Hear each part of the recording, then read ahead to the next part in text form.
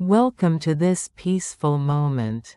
Here, you will discover stories inspired by the quiet beauty of Japan. Each tale is like a soft breeze through a bamboo grove, carrying you away from the worries of the day. Imagine the scent of blooming cherry blossoms and the gentle flow of a nearby clear stream. Let these words and sounds cradle your mind in calm and serenity.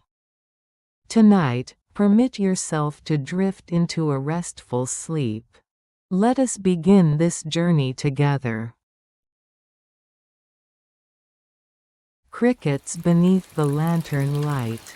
The festival night. The autumn air in Tsukimori village carried the faint scent of smoke, rice husks, and ripened persimmons. Fields lay bare after the harvest, their stubble glowing gold beneath the evening sky. Along the river bank, villagers gathered in anticipation, holding lanterns that flickered like captive stars. It was the night of the Lantern Festival, the season's most cherished event. Yuki, a young girl barely on the edge of womanhood, clutched her lantern carefully. Its paper bore painted chrysanthemums, the handiwork of her grandmother. At her side walked Haruto, her childhood friend, his lantern plain but steady. The river's surface glowed as lantern after lantern was placed upon it, drifting away like prayers given wings. The villagers murmured blessings, some for the departed, some for the harvest to come. Laughter of children blended with the whispered chants of elders. Above all, the crickets sang. Their chorus rose from the fields, steady and unyielding, threading itself into the night. "Do you think the spirits can see them?" Yuki asked quietly, watching her lantern float away. Haruto's eyes followed hers. "I think so. And maybe they hear the crickets too. Their song could be a guide through the dark." Yuki smiled faintly, though her heart felt heavy with unspoken longing. She loved her home, yet something inside her stirred with every drifting lantern, as if her spirit, too, wished to drift beyond the valley. Whispers of restlessness. The days after the festival should have been filled with peace, villagers returning to their fields, repairing houses, preparing for winter. Yet Yuki lingered each evening by the riverside. The reeds swayed, the lanterns long extinguished, but the crickets remained, their endless song stirring her heart. She felt restless. Nights brought dreams of unfamiliar roads and misty seas, of cities whose towers reached the sky. One evening, Haruto found her there. "You've been quiet," he said. Yuki hesitated. "I keep dreaming of places I've never seen. I don't know why. My heart doesn't stay still." Haruto sat beside her, his hands brushing the grass. "This valley has always been enough for us. Isn't it enough for you?" She looked at him, eyes wide with a mix of guilt and yearning. "I love it here. But I feel like my heart drifts away, like the lanterns at the festival." The silence that followed was filled only by the crickets' unbroken chorus. Haruto wanted to tell her that the world outside was cruel, that she could lose herself in it. Yet he held his tongue. He knew she would not be swayed. The grandmother's counsel. That night, Yuki sat by the hearth, her grandmother tending the fire. Shadows danced across the walls. Without turning, the old woman spoke. Your eyes look beyond these hills. Yuki started. I didn't mean to. Her grandmother raised a hand. When I was your age, I dreamed of leaving too. But I chose to stay. I have no regrets. Yet your path is not mine. She stirred the embers, sending sparks upward. If you must go, then go with reverence. Carry with you what was given here. Take the lantern I painted. Its light will remind you of who you are. Tears welled in Yuki's eyes. Grandmother, I don't want to hurt anyone. Hurt is part of leaving. But so is hope. That night, listening to the crickets outside her window, Yuki whispered into the dark, I will go. Farewell at the crossroads. At dawn, she packed a small bundle, some clothes, rice wrapped in cloth, and her grandmother's lantern. As she reached the crossroads, Haruto was waiting. His expression was unreadable. So it's true, he said. Yes. Her throat tightened. He handed her a small bamboo flute. I carved it for you. When you play it, wherever you are, perhaps I'll hear it. Yuki clutched it to her chest. I'll return, Haruto. I promise. He nodded, forcing a smile. Then I'll wait. As long as the crickets sing. The words pierced her, and for a moment she almost turned back. But the pull of the unseen world was stronger. She walked on, lantern and flute close to her heart. Wandering years. Her journey was long and unkind. She crossed valleys, passed through villages, and saw cities larger than she had ever imagined. She worked as a weaver, a singer, and even a servant when coin was scarce. Hunger gnawed at her at times, storms soaked her, and strangers betrayed her.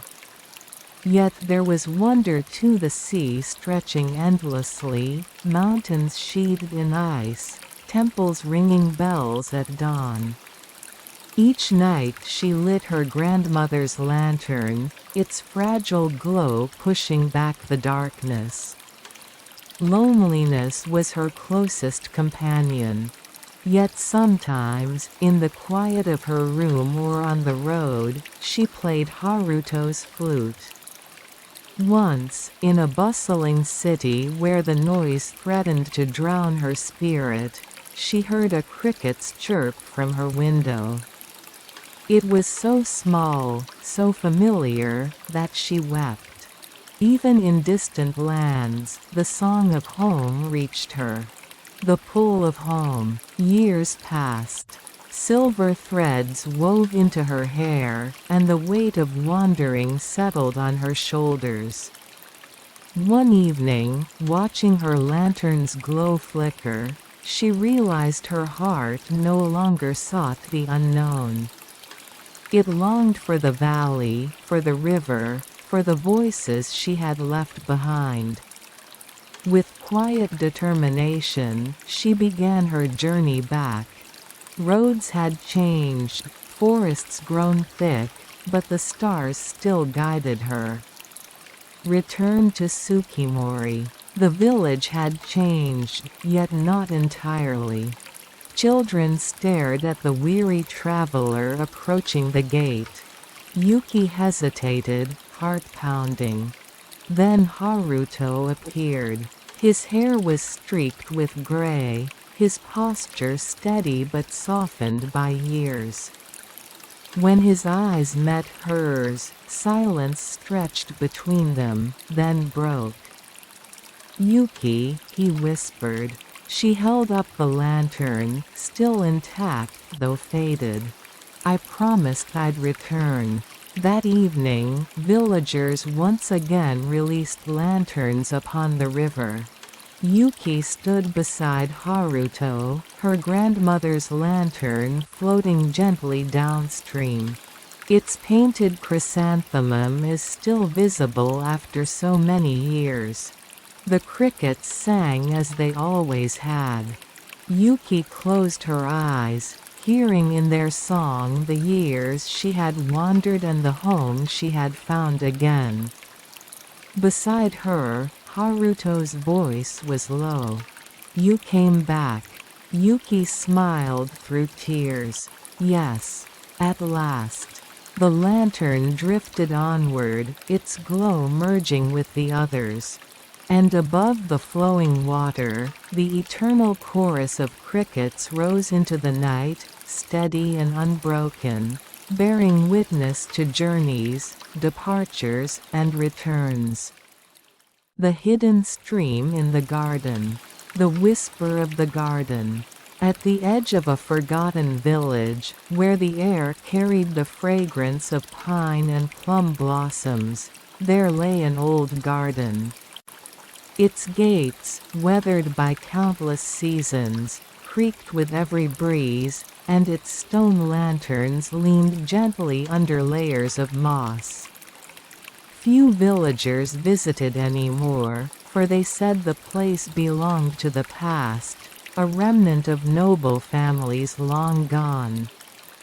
Yet the garden still lived, tended quietly by nature itself. Among its winding paths and overgrown groves, rumors spoke of a stream, not a broad or rushing river, but a hidden thread of water that shimmered only for those who sought it with an honest heart. The villagers called it a ghost tale, something told to children at night. But to the young woman Aiko, who often wandered there, the story felt less like myth and more like a promise. Aiko's restlessness. Aiko was not unlike the garden itself, quiet, a little forgotten, and filled with longing. She spent her days assisting her father in the family's tea house, pouring steaming cups for travelers who rarely lingered. Her nights were filled with dreams of flowing water, of voices carried along ripples, of lanterns drifting on currents unseen. "Why do you look so far away, Aiko?" her father would ask. She would lower her eyes. "I hear something, like water, but softer." He laughed gently, thinking it a youthful fancy, but the sound returned night after night, calling her from her sleep. It was not just a stream she sought, but a meaning, something more than the steady rhythm of pouring tea, sweeping floors, and bowing politely. The meeting at twilight. One evening, as dusk melted into indigo, Aiko slipped into the abandoned garden.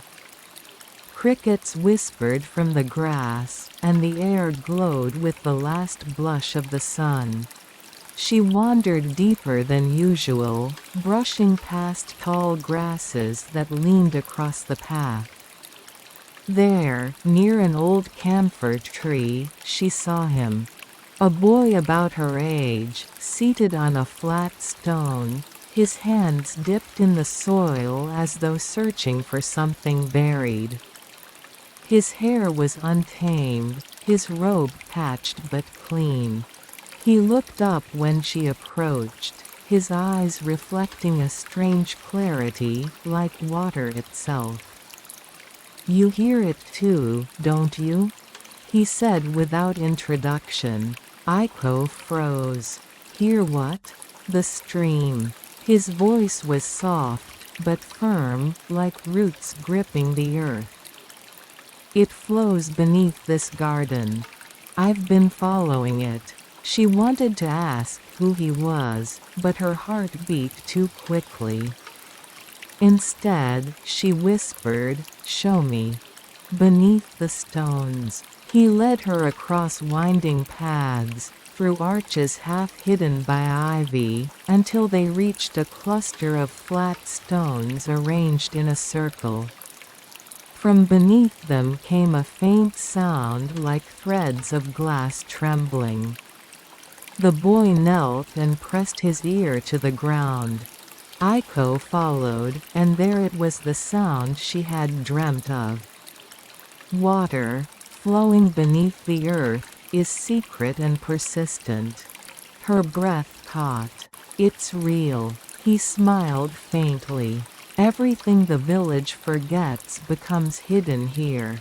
That is what the garden keeps. He told her his name was Ren. He had no family, no home but the garden.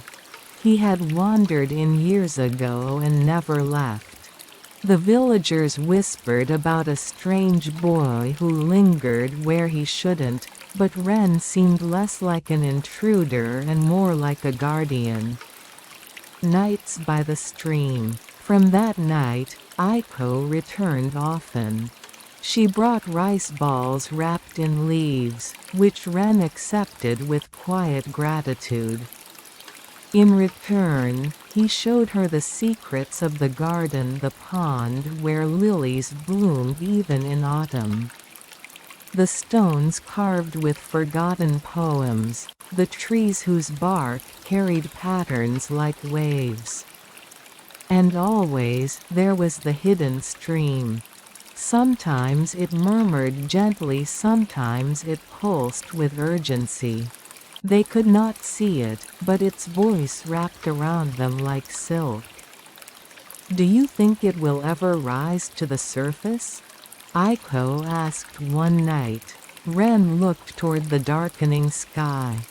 "Perhaps when someone truly needs it. Streams are like hearts, they reveal themselves only when called." His words stayed with her, echoing like the water itself. The shadow over the village. Seasons shifted, and whispers reached the village of drought. The river that nourished the rice fields thinned, the wells grew shallow, and farmers looked anxiously to the sky for rain. Crops yellowed, and the tea house grew empty. One night, Aiko's father sat in silence, staring at the empty shelves. "If this continues, the village will starve." Aiko's heart pounded. She thought of the hidden stream. Could it be the answer? But who would believe her? A tale of water beneath an abandoned garden? She told Ren of the village's plight. His expression did not change, but his voice grew steady. "Then the time has come. We must find the place where the stream breathes." The journey below. By lantern light, they returned to the circle of stones. Ren pressed his hands against them and slowly, carefully, shifted one aside. Beneath lay a dark hollow, air cool and damp. Aiko hesitated, fear tangling with wonder, but Ren extended his hand. "Do you trust me?" She nodded, and together they descended. The earth swallowed them in silence. Narrow tunnels curved downward, roots dangling like hair, walls damp with unseen water. The sound grew louder with each step until at last, the passage opened into a chamber where moonlight pierced through a crack above. And there, flowing clear as crystal, was the hidden stream. It shimmered in the faint light, carrying leaves that glowed as if made of silver. The air smelled of life itself, fresh and eternal. Aiko's eyes filled with tears. "It's beautiful." Ren knelt, cupping the water in his hands. This is what the garden kept safe. For those who remember to listen. A choice of hearts. They guided the stream upward, digging channels with patient hands, placing stones to shape its flow. Days turned into weeks, and slowly the hidden water rose, breaking the surface near the camphor tree. It trickled, then flowed, then poured into the dry channels that once led to the fields. When the villagers discovered it, they wept. Fields greened again, wells filled, and the village breathed once more. Yet when they asked how it had come, Aiko only smiled and said, "The garden remembered us." Ren remained in the shadows, watching. The villagers might never accept him, but he did not need their thanks. His gaze was fixed only on Aiko, and hers often returned to him. The garden's gift. Time passed, and the stream became part of the village's life. Children played along its banks, women washed clothes, and men blessed it during festivals. Yet for Aiko and Ren, it was something more, a bond, a secret, a reminder that beneath silence, something always flowed. One night, under lantern light, Aiko asked, "Will you ever leave the garden?" Ren shook his head. "The stream and I are the same." "But you," he looked at her gently. "You must live beyond these gates. The world is waiting." Tears shimmered in her eyes, but she understood. The hidden stream had shown her that life always flows forward, even when unseen. Epilogue: the stream eternal. Years later, when Aiko grew older, villagers would see her sometimes sitting by the camphor tree, listening. Children would ask, "What are you hearing, grandmother?" She would smile, her gaze far away. The voice of the garden. The hidden stream still whispered, carrying its eternal song beneath the stones.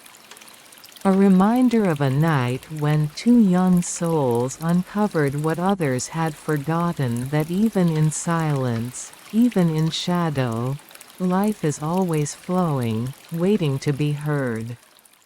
Autumn leaves along the stone path. The path of seasons. At the edge of the mountains, where mist curled like unspoken words and the air carried the scent of cedar and rain, there lay an ancient temple garden. Its heart was a stone path, uneven, moss-fringed, and winding like a question through groves of maple and ginkgo. For centuries, the path had been walked by monks, travelers, and villagers alike. Each season painted it anew: spring's blossoms, summer's shade, winter's snow. But it was autumn that gave it its truest voice. When the leaves fell, they did not scatter in chaos. They lay gently across the stones, as if remembering every footstep that had passed before. The path was not simply a way forward, it was a record, a memory written in colors of amber, scarlet, and gold. It was here that Hannah, a young woman of quiet thoughts, often came to walk. Hannah's restlessness. Hannah lived in a small house near the rice fields below the mountain. Her life was steady, bound by the rhythm of planting, harvesting, and tending to her elderly grandmother. Villagers admired her devotion and her calm presence.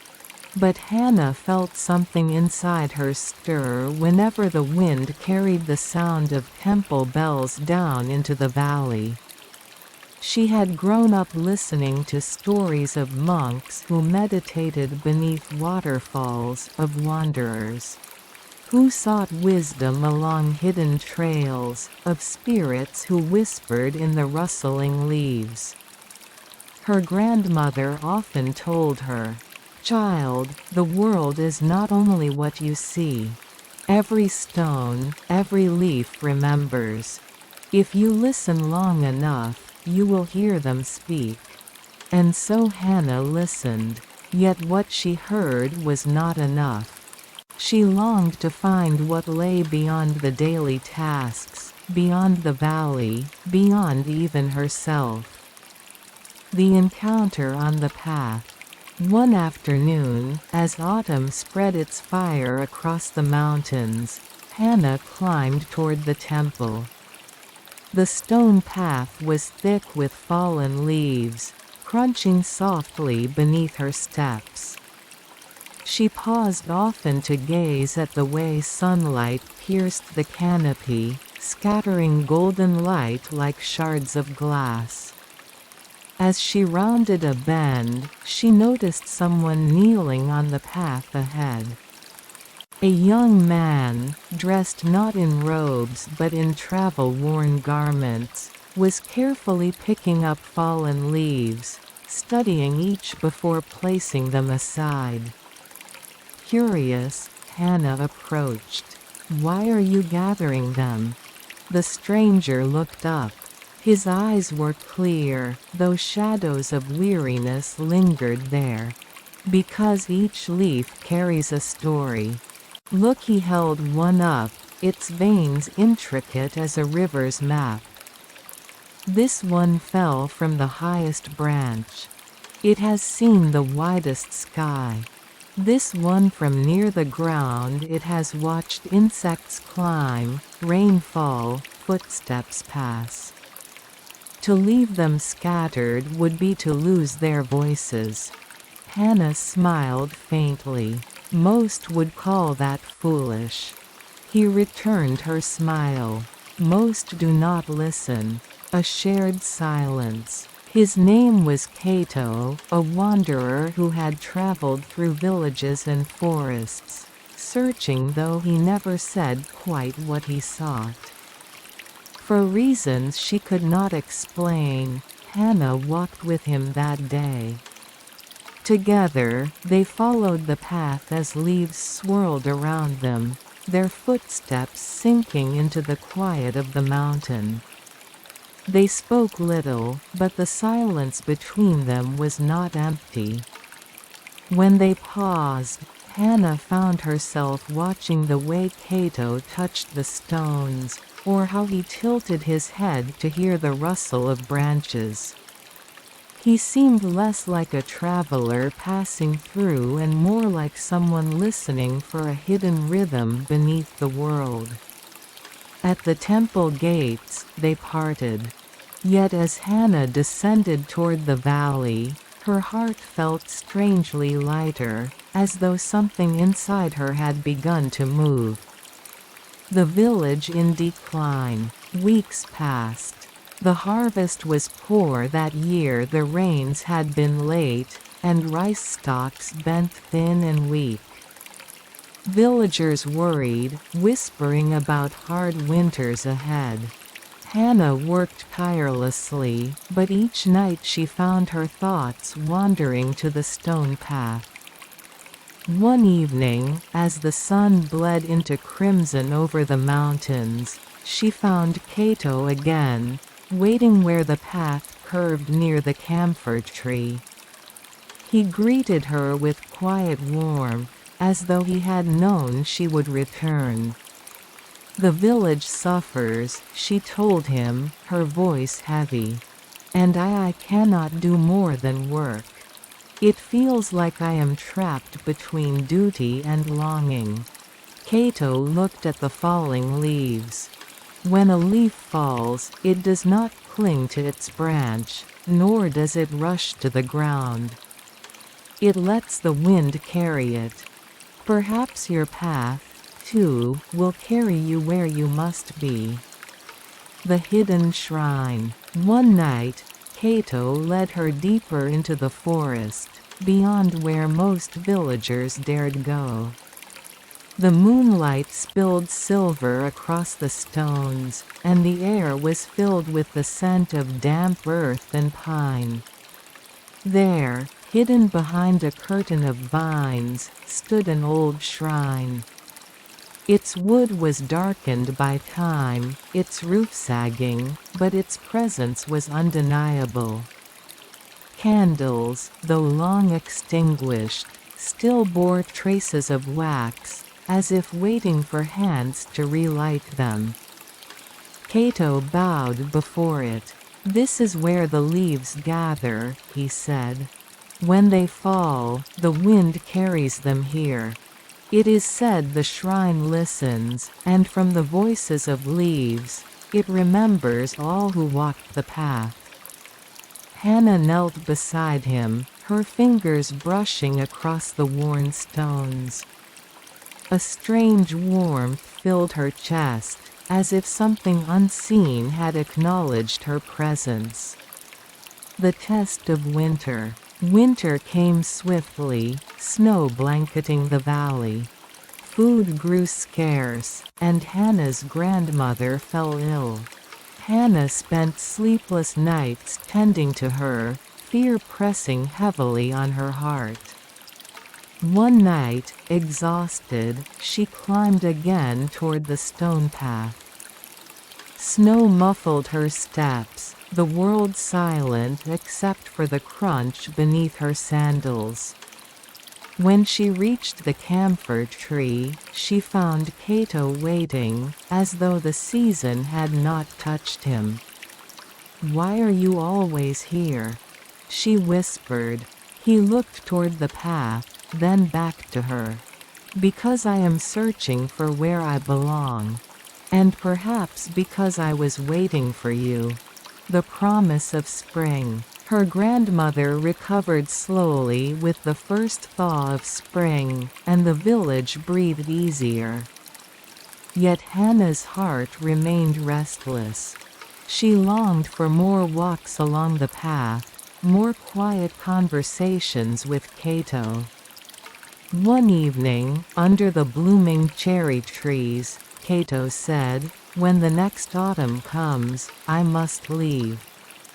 My journey cannot end here." Hannah's chest tightened. "Then why did you come?"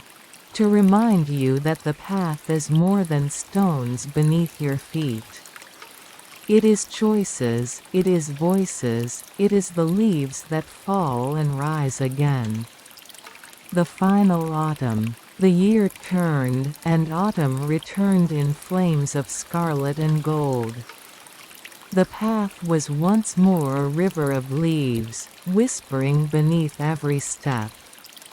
Hannah walked with Kato one last time, their silence heavy with words unspoken. At the hidden shrine, he turned to her. "Will you stay, Hannah? Or will you walk beyond these mountains?" Tears stung her eyes. She thought of her grandmother, of the village, of the life she had always known. And yet, she thought also of the leaves, of the stream of footsteps that had carried countless souls forward. "I will walk," she whispered.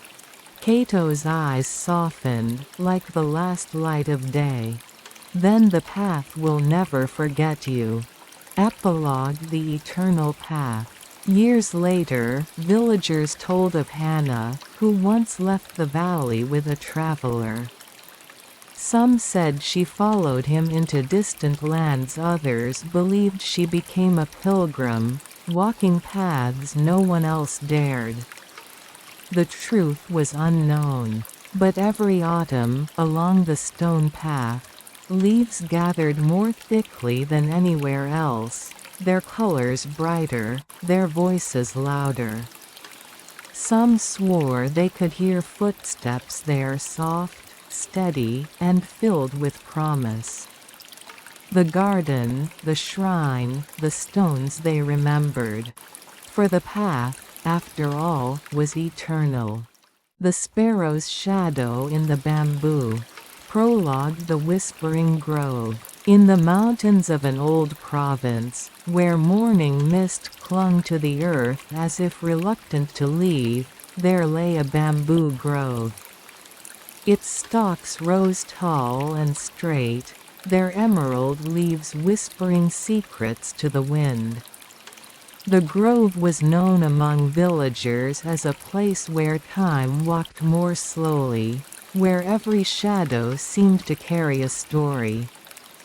It was here, on a late spring morning, that a sparrow cast its small shadow upon the stalks of bamboo. It was an ordinary thing, fleeting, unnoticed by most. Yet for one pair of eyes, it was the beginning of a journey. The girl who watched shadows. Her name was Aki. She lived at the edge of the grove in a modest hut with her father, a woodcarver whose hands were steady even in old age. Aki's days were filled with simple tasks: gathering water, sweeping the floor, and preparing rice. Yet her heart often wandered, pulled by the grove's murmurs. While others saw bamboo as timber for roofs or fences, Aki saw movement in its swaying. She listened for rhythm in the rustle of leaves. Most of all, she loved the way shadows slipped across the stalks, shadows of clouds, of birds, of her own small figure when she dared to step into the light. One morning, while sitting at the grove's edge, Aki saw a sparrow flit between the stalks. Its shadow darted swiftly, delicate as ink brushed across paper. She leaned forward, entranced. For a moment, she thought she heard a voice, not from the bird itself but from its shadow. "Follow." The sound was no louder than a sigh. Aki blinked, shaken, but the word remained in her heart. The stranger among bamboo. That evening, as the sun bled red along the ridge, Aki returned to the grove. There she found a man sitting among the bamboo roots. His robe was worn from travel, his staff chipped, yet his eyes shone with the calm of someone who had walked far. "You hear it too, don't you?" the man asked without turning. Aki froze. "Hear what?" The voice in the shadows. Not every ear can catch it. He finally looked at her. His name was Ren, a wandering monk who claimed no temple as home. He had followed whispers from grove to grove, mountain to mountain, believing that every shadow was a trace of something beyond sight. Ren told her of a path hidden in shadows, one that only appeared when the heart was quiet. "The sparrow's shadow," he said softly, "is more than a fleeting mark. It is a guide. Lessons of stillness." In the days that followed, Aki found herself returning to the grove whenever Ren was there. He taught her not through sermons but through silence. They would sit for hours, watching the way the wind moved through bamboo, listening for the pause between rustles. "Most chase the bird," Ren said one afternoon. "But what do they miss?" "The shadow," Aki whispered. "And the silence beneath it," he added. Through these moments, Aki began to feel the groove differently. The air grew heavier with presence. Each shadow was no longer a blur but a thread connecting her to something unseen. Yet not all was still. The village beyond the grove whispered of famine. Crops had failed the previous year, and the river ran thin. Fear was stirring like restless leaves. A choice of shadows. One evening, men from the village approached Aki's father. They demanded bamboo from the grove, enough to build stronger dikes against the coming floods. But the grove was sacred, its bamboo not meant for cutting beyond what was necessary. Aki listened as her father argued gently but firmly. The grove protects itself. If you strip it bare, the earth will loosen, and the floods will grow worse. The men left with bitter words. That night, Aki dreamed of the sparrow's shadow again. It darted frantically, as if warning her, then vanished into the deeper dark between the stalks. She woke trembling. When she told Ren, he nodded gravely. The shadows are restless. The grove carries memory, but men often refuse to listen. The storm and the sparrow. The storm came in midsummer. Rain lashed the mountain, the river swelled, and the villagers rushed to reinforce their dikes with felled trees. Aki's father urged her to stay inside, but she felt pulled toward the grove. There, among bending bamboo, she saw the sparrow again. Its feathers were slick with rain, its wings trembling, yet it moved with fierce determination. Its shadow streaked across the stalks, leading deeper into the grove. Ignoring fear, Aki followed. Water rushed around her ankles, thunder cracked overhead, but she kept her eyes on the flickering shadow. At last, it led her to a hollow, where stones had been arranged long ago into a forgotten shrine. Ren was already there, kneeling before the shrine, his robe plastered to his skin. "The grove remembers," he shouted over the storm. "But it needs a voice. Yours." Aki's breath caught. She pressed her palms together, whispering words she barely understood, pleas for protection, for balance, for the grove and the village alike. The morning after, when dawn came, the storm was gone. The river had risen high but not broken its banks. The villagers, exhausted but alive, found their fields spared from ruin. They whispered that perhaps the grove itself had shielded them. Aki knew the truth lay not in bamboo or in shadows alone, but in listening. She had heard the grove speak, and for once, she had answered. Ren prepared to leave. "The path of shadows continues," he told her. "I cannot stay. But your place is here. Remember, the sparrow's shadow is never lost. Even when unseen, it moves with the wind." Aki bowed, tears in her eyes.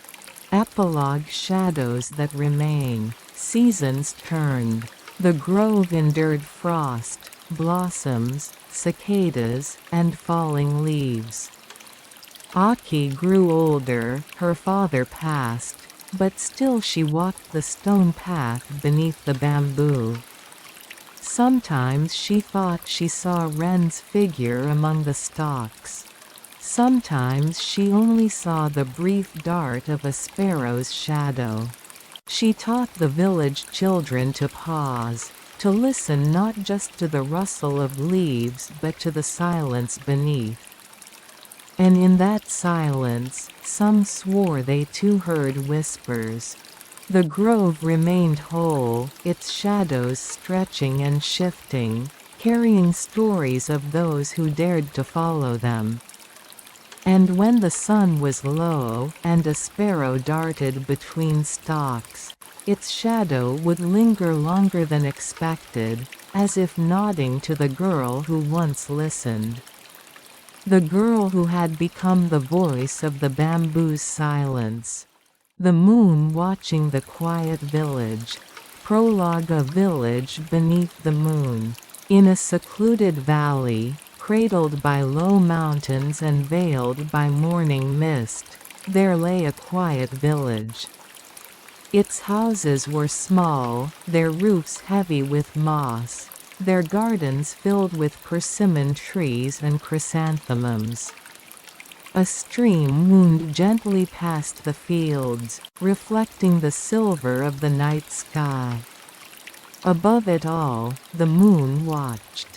Sometimes bright and round, a slender crescent, it had gazed upon the village for countless generations. The elders said the moon remembered everything the people had forgotten: the laughter, the tears, the prayers whispered to the night. It was on such a night of clear silver light that a story began, when a girl named Sao lifted her eyes toward the sky and felt the weight of the moon's gaze upon her. The girl who spoke to the moon. Sao lived with her grandmother at the edge of the village. Her parents had been taken by illness when she was very young, leaving her with only faded memories of lullabies and warm hands. Her grandmother raised her with quiet strength, teaching her to weave, to cook rice, and to honor the seasons with small offerings. Yet Sao often felt apart from others. While children her age ran freely in the fields, she would linger by the stream, staring at the rippling moonlight. She spoke to the moon as if it were a companion. "Do you remember them?" she whispered one night. "Do you still see the faces of forgotten?" The moon did not answer, but its silence held her as gently as her mother once had. The Festival of Lanterns. Every autumn, the village held the Festival of Lanterns to honor their ancestors. Lanterns of paper, painted with flowers or birds, were lit and set afloat on the stream. The current carried them slowly toward the river, where they vanished like fading stars. That year, Sao's grandmother grew ill and could not attend. Sao went alone, carrying a lantern she had painted with bamboo leaves. As she set it on the water, she closed her eyes. "Please," she prayed, "let them know I remember." When she opened them, she saw something strange. Amid the drifting lanterns, a pale figure stood on the water's surface. It was neither man nor woman, but clothed in a robe of moonlight. Its face was calm, its eyes reflecting the night. No one else seemed to notice. Sao gasped softly, and the figure lifted a hand, as though beckoning her to follow the lantern's journey. Then it faded into the rippling light. The visitor in dreams. That night, Sao dreamed of the moonlit figure. It stood at the edge of the village, watching silently. "Who are you?" she asked. "I am what the moon remembers," the figure replied. Its voice was like the wind through bamboo, soft, endless. "This village is written in shadow and silver. The moon has watched every life, every sorrow. And it has heard your voice." Sao trembled. "Then do you know my parents?" The figure smiled faintly. "Yes. But memory is not the same as return." She reached for it, but the dream dissolved into mist. The shadow of change. The next days brought unease. The stream, usually gentle, swelled with heavy rain. Crops bent low, and the villagers whispered of bad omens. Some claimed the moon had grown distant, its light cold and watchful. Sao carried her worries to Ren, the village elder. He was a man with eyes clouded by age, yet still sharp in wisdom. "You've seen it, haven't you?" he asked when she hesitated. "The figure in the light." She nodded. Ren sighed. "When the moon grows restless, it sends a watcher. It does not bring harm, but it reminds us. The village must remember what it has forgotten." "But what have we forgotten?" "That," Ren said, "you must discover. The forgotten shrine." Guided by dreams, Seo wandered beyond the fields into the foothills. There, half buried in vines, she found an abandoned shrine. Its stones were cracked, its torii fallen. Inside, a weathered plaque bore the faded carving of a crescent moon. Kneeling, Seo felt a presence around her. Shadows deepened, though no clouds crossed the sky. And then, softly, the voice returned. "This was once where the village gave thanks," the figure murmured. But years passed, and gratitude was lost. The people turned only to their labor, forgetting the sky above. Seo bowed low. "Then let me remember, if no one else will." Her words seemed to stir the grove. A breeze brushed the bamboo, carrying the scent of earth and rain. The moon's trial. Not long after, disaster struck. A storm descended on the valley, fierce and unrelenting. The river surged, threatening to flood the fields and wash away the homes. Villagers worked desperately to pile stones, but the water rose higher. Seo, soaked and trembling, looked up at the moon hidden behind storm clouds. "If you are watching," she cried, "then help us." Her voice carried into the wind. Suddenly, she saw the pale figure again, standing at the edge of the torrent. It gestured toward the forgotten shrine. With all her strength, Seo ran. At the shrine, she lit a single candle, fragile, flickering. She whispered prayers she barely remembered, words her grandmother once taught her: gratitude for water, for earth, for the moon. The wind shifted. The rain lessened. By dawn, the river had calmed, and the village was spared. Epilogue: The village and the moon. The storm passed, leaving fields damp but unbroken. The villagers, astonished by their survival, gathered at the forgotten shrine when Seo led them there. One by one, they lit candles, bowed, and remembered what their ancestors once honored. Her grandmother, frail but smiling, held Seo's hand. "You listened when no one else did."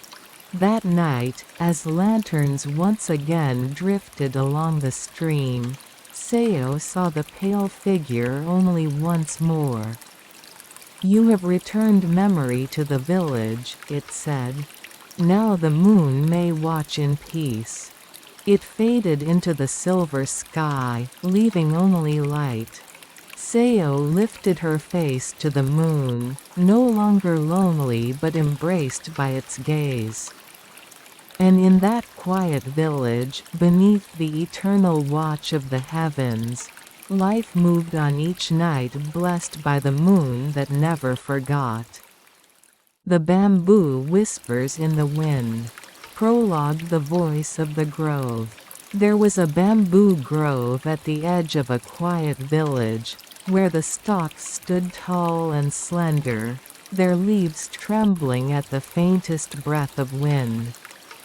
The villagers often said the grove could speak. When night fell and the moon rose above the swaying green bamboo, It whispered stories too old for memory, carrying them like songs along the breeze. Children feared it, elders respected it, and wanderers felt its presence in their bones. Among them was a young man named Haru, whose life would be changed forever by those whispers. A young man's restlessness. Haru was a skilled woodcarver, renowned for crafting small toys and charms from cedar and pine. His hands were skilled, yet his heart was restless. He lived with his mother, who urged him to marry and settle, but Haru longed for something unnamed. At night, he often walked to the grove, listening to the bamboo sigh in the wind. "What are you saying?" he would whisper. "Are you calling me?" The bamboo bent slightly, as if answering, though he could not understand the words. Still, he felt comfort, as though the grove alone knew his yearning. The story of the disappeared maiden. One evening, while Haru sat among the stalks, Elder Ren approached, his lantern casting long shadows. "You come here often," Ren said, his voice slow. "Do you know the story of this place?" Haru shook his head. Ren's eyes narrowed. "Long ago, there was a maiden who walked into the grove on a windy night and never returned. Some say the bamboo took her, binding her spirit to the wind. Others say she became its voice, whispering to those who listen." Haru felt a shiver. "Do you believe it?" Ren sighed. "I believe the wind carries truths we no longer hear." The first encounter. That night, Haru dreamed of the grove. The bamboo swayed, though no wind touched them, and in their rustling he heard words. A voice soft as falling leaves said, "You listen." "Few do." Startled, Haru asked, "Who are you?" "The one the grove remembers." When he woke, the sound of the bamboo lingered, as though the dream had followed him into waking. A growing bond. Haru began to visit the grove each evening, listening intently. Over time, the whispers grew clearer, shaping into fragments of speech. "Lonely forgotten watch with me." He carved small wooden charms in return birds, moons, slender stalks of bamboo and left them at the roots. Villagers began to whisper about him that he was touched by spirits, that he wandered too far into the unseen. His mother worried, but Haru only smiled gently. "The grove understands me, even if no one else does." The Festival of the Wind.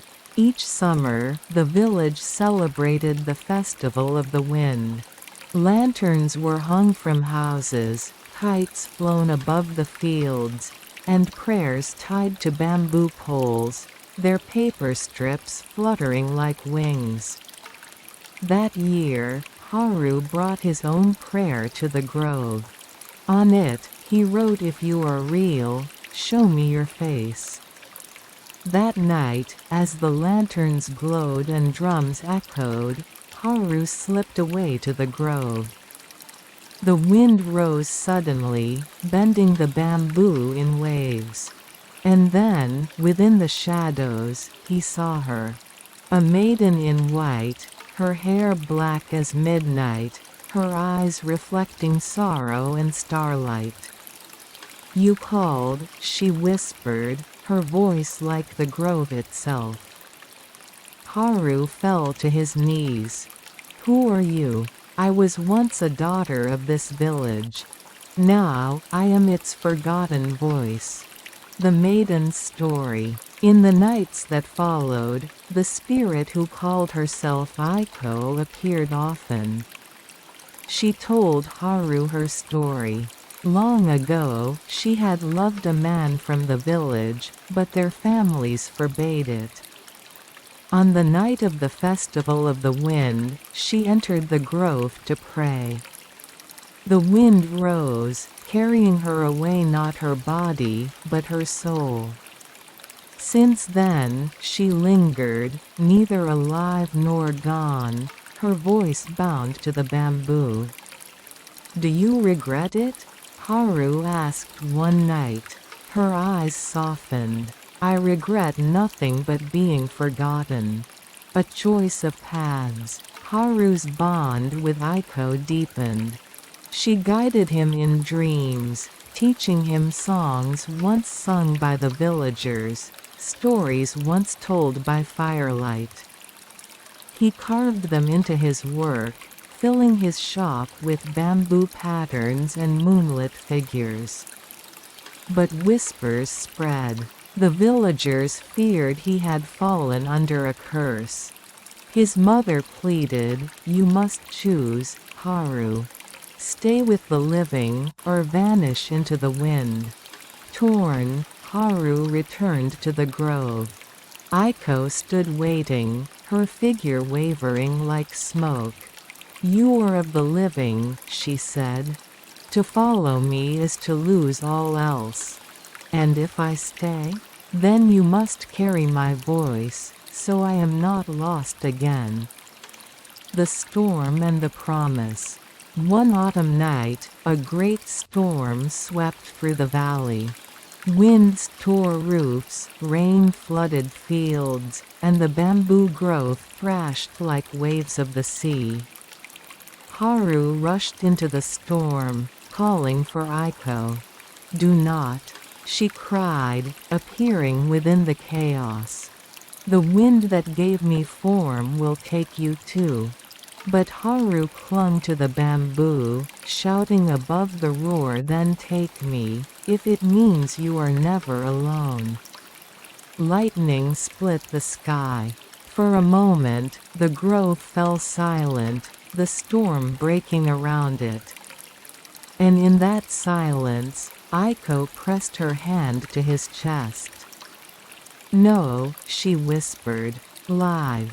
Live so I may live through you." Epilogue. The Bamboo's Song. When dawn came, the storm had passed.